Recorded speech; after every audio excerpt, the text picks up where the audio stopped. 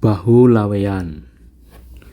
Ada seorang perempuan yang dikutuk selalu gagal dalam rumah tangga, bukan karena KDRT atau kekerasan dalam rumah tangga, tapi karena beberapa lelaki yang menjadi suaminya selalu meninggal dengan menyedihkan.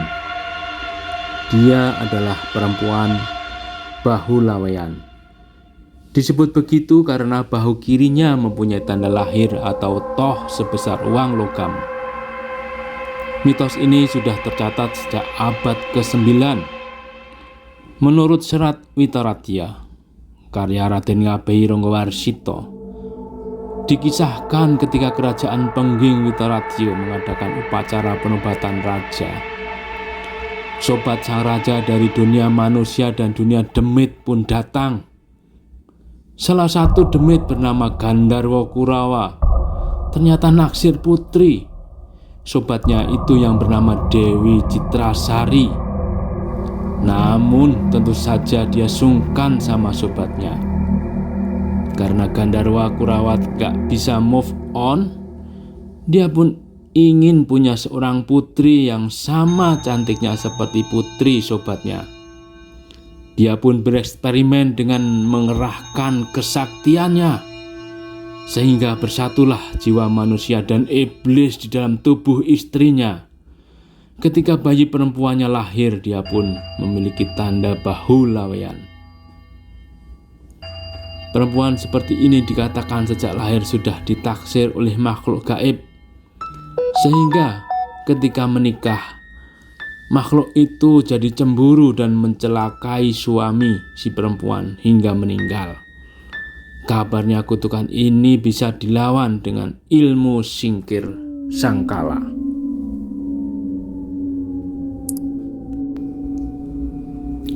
Menurut sumber dari majalah kisahnyata.com, misteri dan hiburan, yang berjudul tentang Bahu Laweyan, wanita simpet camput nyawa, benarkah ada dalam masyarakat? Terbit pada 16 Februari tahun 2020. Bahu Laweyan, wanita si pencabut nyawa, benarkah ada dalam masyarakat?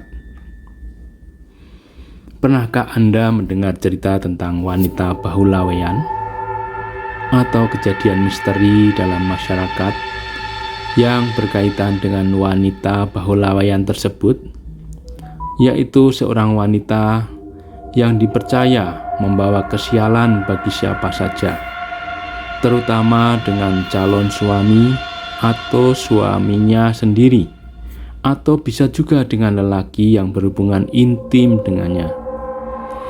Kesialan itu berwujud nasib yang sangat tragis, yaitu kematian mendadak bagi lelaki yang menjadi suami atau yang telah menggaulinya. Bagi masyarakat Jawa, di mana cerita tersebut mulai berkembang, wanita yang menyandang gelar sebagai Bahu Laweyan dicirikan mempunyai beberapa tanda istimewa di tubuhnya, yaitu seorang wanita Jawa yang mempunyai tahi lalat atau toh. Istilah lain menyebut dengan nama tembong atau tompel hitam pada bahu kirinya. Versi lain juga menyebut tanda istimewa membawa sial itu terletak di bagian bawah pusar wanita. Bagi siapapun yang menikahi wanita Bahu Laweyan, bisa dipastikan hidupnya tak akan lama.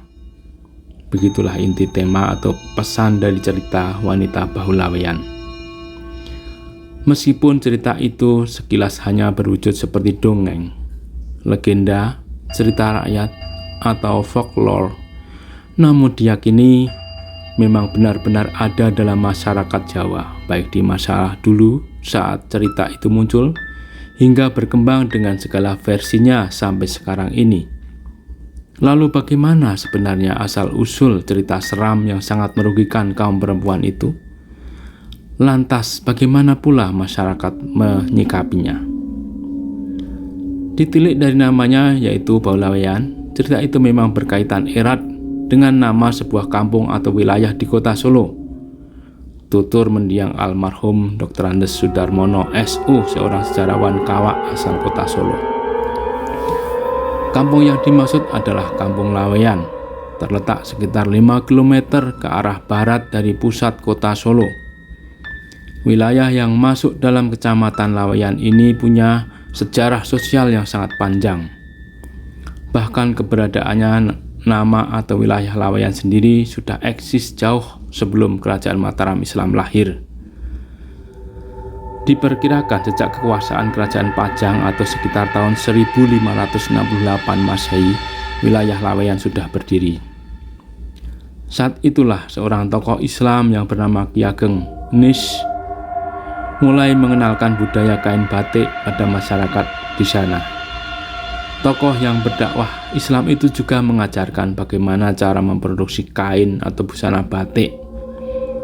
Dalam waktu singkat muncullah jaringan bisnis atau budaya pasar yang melibatkan semua elemen. Dari wilayah Medan, Klaten, Jawa Tengah sebagai penghasil bahan utama kain batik, yaitu adanya penghasil lawe atau benang kapas, di mana wilayah tersebut merupakan penghasil kapuk randu atau tanaman randu hingga menjadi lawe. Istilah bahan baku inilah yang akhirnya juga menjadi nama Kampung Laweyan, atau yang berarti tempat di mana banyak lawe atau benang kapasnya.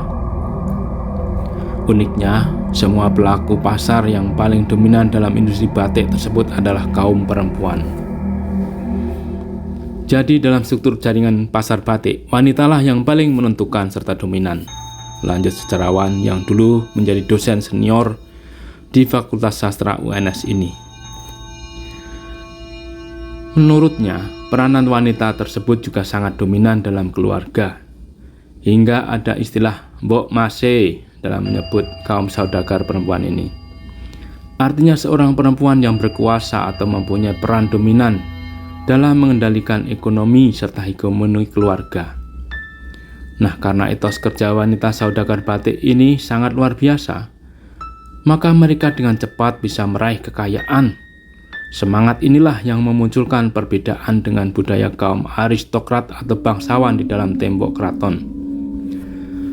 Nah, tradisi atau paradigma budaya dari falsafah kekayaan mereka itulah yang akhirnya membangkitkan kecemburuan sosial dan politik, baik bagi masyarakat umum atau kaum kerabat lingkungan keraton.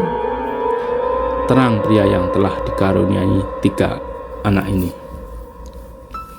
Perbedaan kultur ekonomi inilah yang akhirnya membangkitkan semacam sentimen dari kalangan keraton serta masyarakat luas, sehingga terciptalah cerita rakyat yang bertujuan untuk mengisolir para saudagar ini, baik secara politik, ekonomi, atau budaya. Selain itu, beberapa tokoh penting yang tersangkut hukuman mati biasanya akan diceritakan bahwa eksekusinya adalah di lawe, digantung dengan tali lawe. Bahkan lokasi eksekusinya juga bertempat di wilayah Laweyan, sehingga muncul opini umum bahwa Laweyan memang tempat untuk mengeksekusi atau menghukum orang. Konon, selain eksekusi dihukum lawe, di masa dulu wilayah Laweyan terutama di tepian sungainya juga digunakan untuk eksekusi hukum picis, yaitu tubuh yang disayat lalu ditetesi air jeruk, hingga akhirnya perseteruan budaya dan ekonomi semakin meruncing terutama antara saudagar dan pihak bangsawan kerajaan. Puncaknya, sesaat setelah terjadi geger pecinan di Kartosuro, muncullah cerita Bau Laweyan tersebut, sambung suami dari Tri Darmani ini.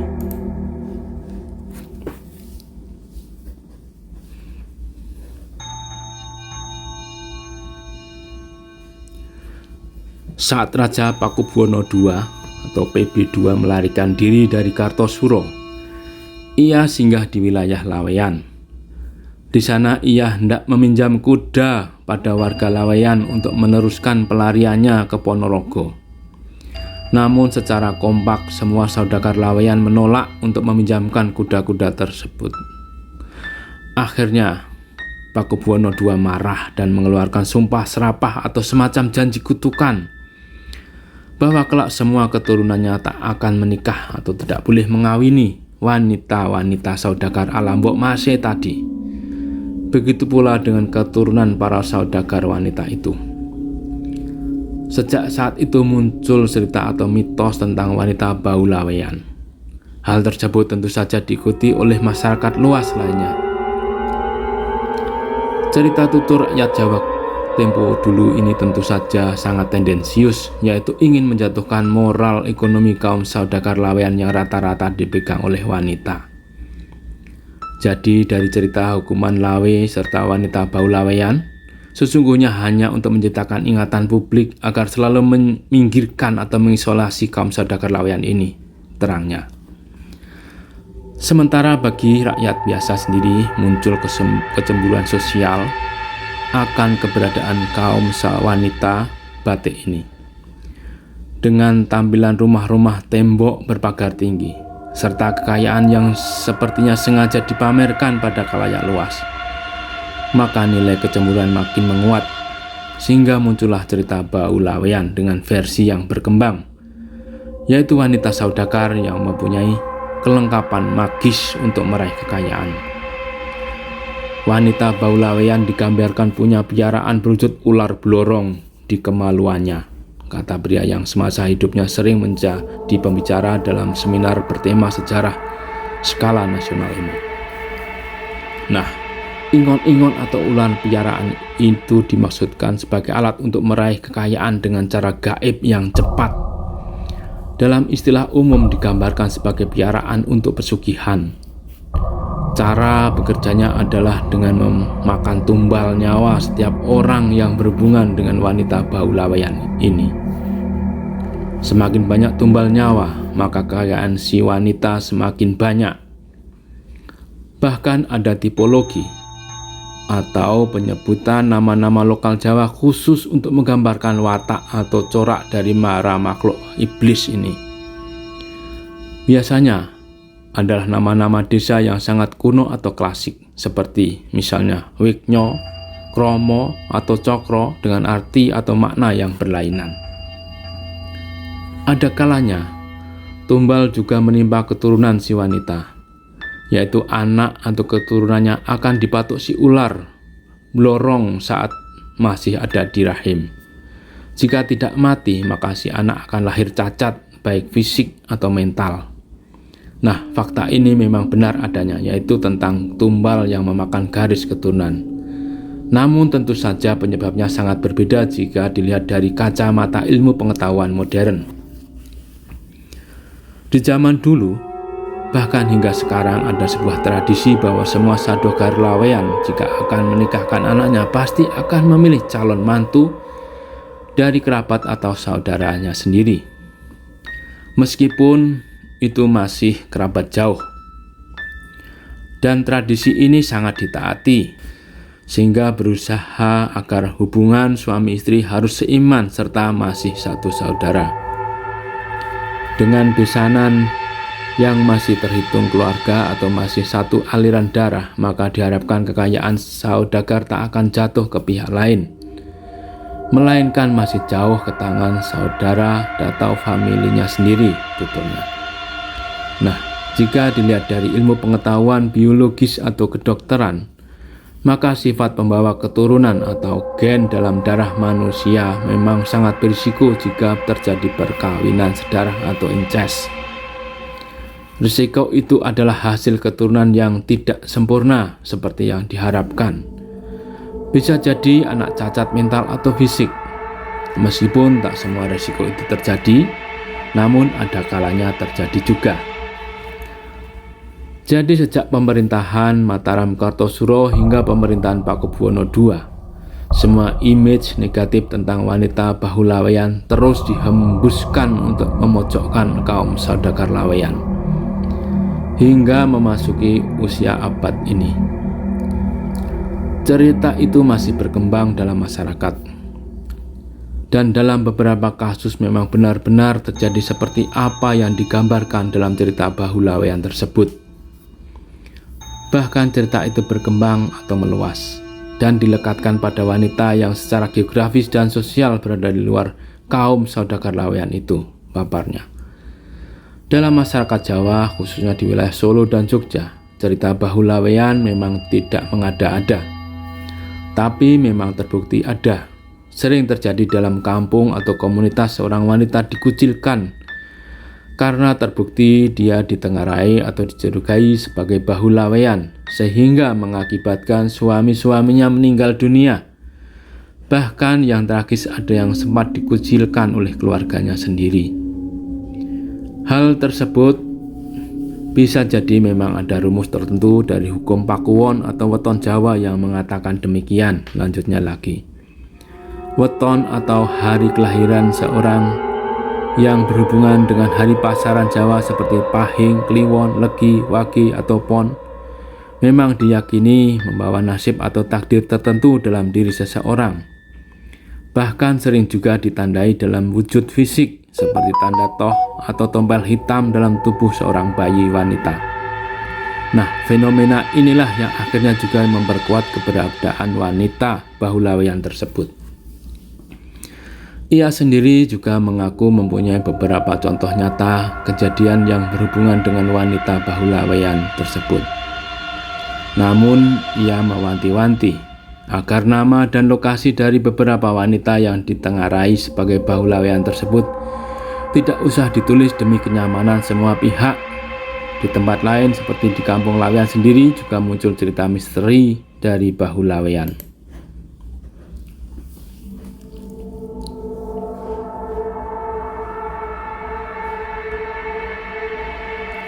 Saya sendiri punya pengalaman yang berhubungan dengan wanita Bahulaweyan.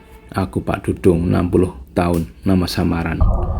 Seorang warga asli Kampung Laweyan, Solo, Jawa Tengah. Pria yang dulu juga dikenal aktif sebagai pengusaha batik ini menceritakan saat masih muda dulu ia hendak mengawini seorang wanita. Namun entah kenapa ada naluri atau bisikan yang akhirnya membuat ia tidak jadi menikah dengan si wanita yang terhitung masih tetangga itu. Alasan penolakan yang dikemukakan saat itu adalah karena perbedaan prinsip agama. Namun penolakan itulah yang belakangan malah menjadi rasa syukur baginya karena terhindar dari malapetaka yang saat itu belum diketahuinya. Selang beberapa bulan, saya dengar bahwa wanita yang dulu batal menikah dengan saya melakukan perkawinan dengan pria lain. Dan baru berumur sebulan suaminya meninggal secara mendadak. Ujar pria ramah yang mewanti-wanti agar jangan menulis nama asli dan menolak untuk diambil foto dirinya ini. Mulanya ia tak percaya jika si wanita itu digosipkan Bahulaweyan. Setelah itu ia berturut-turut mendengar bahwa suami yang kedua dan ketiga dari wanita itu pun juga mati secara mendadak. Namun dari suami yang ketiga sempat melahirkan seorang anak yang sehat. Nah, setelah suami yang ketiga meninggal, ada seorang pria yang hendak melamarnya lagi. Namun meskipun berstatus janda, namun wanita itu masih muda, cantik serta seksi. Jadi banyak pria yang tertarik untuk menikahinya lagi. Nah, dari cerita para sesepuh dan tetangga-tetangganya lah akhirnya terkuak bahwa wanita itu memang mempunyai ciri fisik persis seperti wanita Bahulaweyan. Bedanya wanita yang dimaksud memiliki tanda toh tembong atau tompel hitam di bagian bawah pusar atau tepat di atas kelaminnya. Sementara cerita versi umum, letak toh hitam itu biasanya ada di bahu kiri si wanita. Sesuai perkembangan sejarah, dewasa ini kaum pedagang atau saudagar batik di Kampung Laweyan sudah bukan dominasi kaum perempuan lagi, melainkan sudah banyak pria atau suami yang mengambil alih peran sang istri atau wanita Laweyan secara umum. Malah peran wanita perlahan mulai tergeser dengan dominasi lelaki yang lebih cepat dan luas dalam ekspansi pasar hingga ke seluruh dunia. Meskipun begitu, masih saja ada pengusaha batik wanita yang terus aktif di Kampung Laweyan. Meskipun usia telah lanjut, namun semangat mereka tetap tinggi. Bahkan cerita atau mitos Bahulaweyan itu pun tak mempengaruhi sedikitpun akan jiwa kewirausahaan mereka. Seperti diyakini oleh Nani, 55 tahun, seorang wanita saudagar batik yang juga asli Kampung Laweyan. Meskipun cerita Bahulaweyan itu tumbuh subur dalam masyarakat terutama di Kampung Laweyan sini, Saya tetap lebih percaya dengan keyakinan agama saya. Bahkan takdir kematian adalah di tangan Tuhan, bukan di tangan wanita yang disebut Baulaweyan, ujarnya saat ditemui di showroom butik batiknya di kampung Batik Laweyan. Ia sendiri juga tak menolak kenyataan yang ada atau peristiwa yang memang benar ada di lingkungannya, yaitu adanya wanita berciri Baulaweyan yang kebetulan telah mencabut nyawa banyak pria lewat perkawinan atau persetubuhannya. Namun ia menyikapinya bahwa ia memang sudah kehendak Tuhan, jadi bukan semata-mata karena ciri fisik tersebut. Bahkan penyakit misterius atau tertentulah yang dicurigai sebagai penyebab kematian yang ditularkan pada sang suami, sementara si wanita sendiri sudah ada kekebalan dari penyakit itu. Jadi yang meninggal terus selalu saja si suami. Bahkan kenyataannya, ada pula beberapa wanita yang tidak bercirikan Baulaweyan, namun juga mengakibatkan beberapa suaminya meninggal, ujarnya.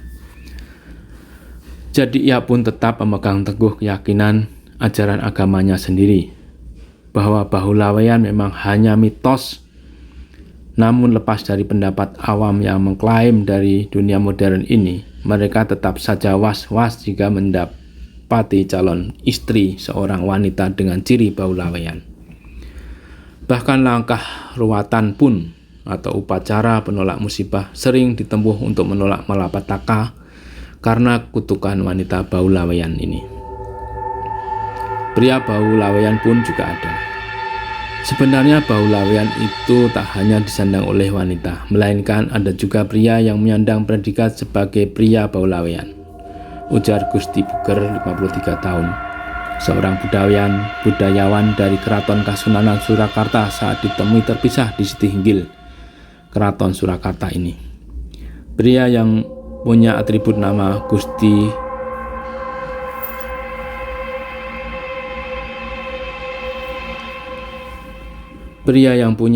nama KGPH Buger atau akrab disebut Gusti Buger ini berpendapat bahwa sebenarnya asal nama istilah atau cerita dari Baulaweyan tak berhubungan dengan nama kampung Laweyan di kota Solo. Jikapun ada, hanyalah sekedar dihubung-hubungkan atau dipolitisir. Menurutnya, asal kata Baulaweyan berasal dari kata dilawe yang akhirnya dibunuh. Tali lawe adalah bahan baku tali dari benang kapas. Oleh saudagar Laweyan memang digunakan untuk bahan baku kain batik. Dengan susunan yang dijalin sedemikian rupa, di zaman dulu tali lawe ini oleh pihak kerajaan Mataram malah digunakan untuk melakukan hukuman mati gantung. Nah, akhirnya lama-lama terjadi istilah dalam bahasa tutur bahwa dilawe artinya digantung atau dibunuh. Jadi cerita Baulaweyan itu sebenarnya bermakna bahu untuk membunuh, artinya bahu maut membawa sial. Karena itulah maka bahu dengan tanda atau simbol khusus itulah diyakini adalah bahu pembawa maut, pencabut nyawa. Jadi ada kelakar jika ingin cepat mati, kawini saja wanita Baulaweyan. Niscaya yang bersangkutan bisa cepat dicabut nyawanya. Dan sebenarnya ciri fisik Baulaweyan ini juga dimiliki oleh kaum pria. Jadi jika ada wanita ingin cepat mati, kawini saja pria Baulaweyan atau pria dengan ciri fisik Baulaweyan. Dan istilah bahu itu juga perwakilan dari anggota tubuh yang membawa sial.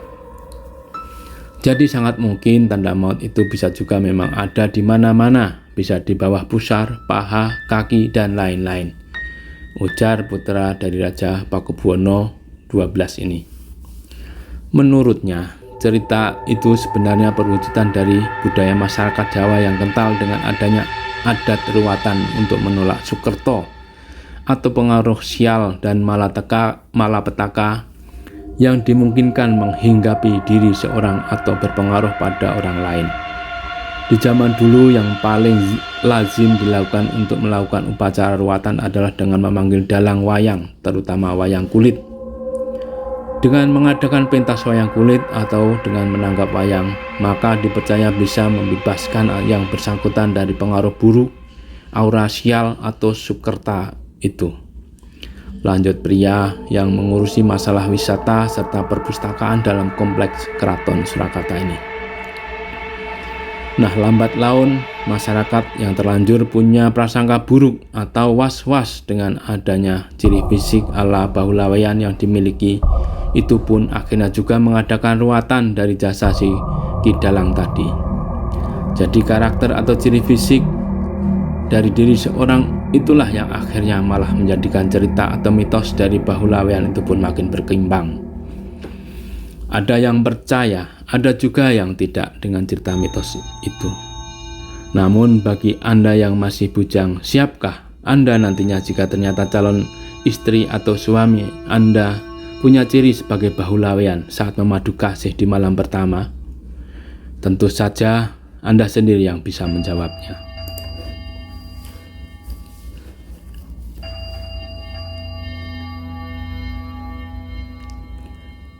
Keunikan yang menimpa pada diri seorang wanita Jawa yang mempunyai tahi lalat atau tembong pada bahu kiri dalam perspektif Jawa dikenal istilah Bahulaweyan, yaitu perempuan yang memiliki ciri-ciri khusus pembawa sial. Mitos seperti ini mulai berkembang pada abad ke-9 seperti digambarkan dalam Serat Witaradya karya Raden Ngabei Ranggawarsita. Konon sesungguhnya memang ada, tetapi jumlahnya dapat dihitung dengan jari. Keberadaannya mulai diperhitungkan sejak tahun 921 Masehi saat kejayaan Keraton Pengging Witaradya. Kisah itu dimulai ketika kerajaan mengadakan upacara wilujengan atau semacam ulang tahun penobatan sang raja. Karena sang raja mempunyai sahabat yang sangat banyak dan tidak hanya manusia, tapi juga bangsa jin yang menguasai golongan lelembut Brahwala yang bernama Gandharwa Kurawa. Kebetulan ia juga diundang menghadiri. Disinilah awal cerita.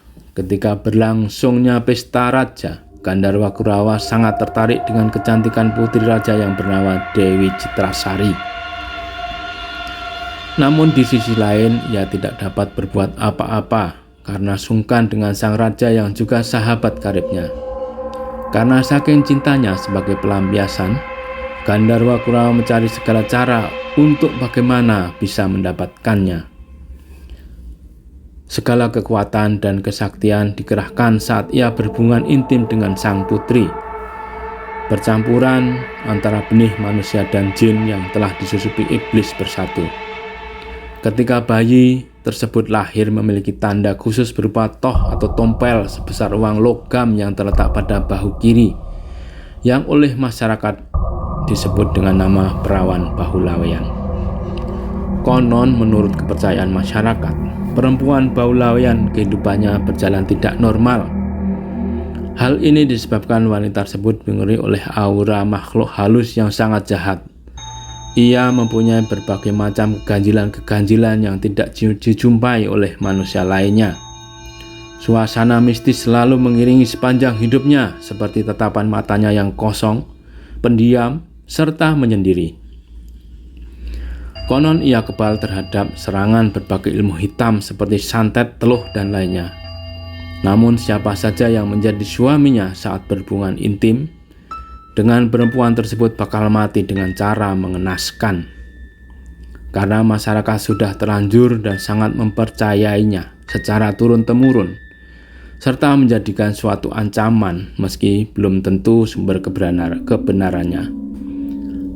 Akibatnya, jika kedapatan ada wanita yang mempunyai ciri-ciri tersebut, tidak ada yang mau menikahinya.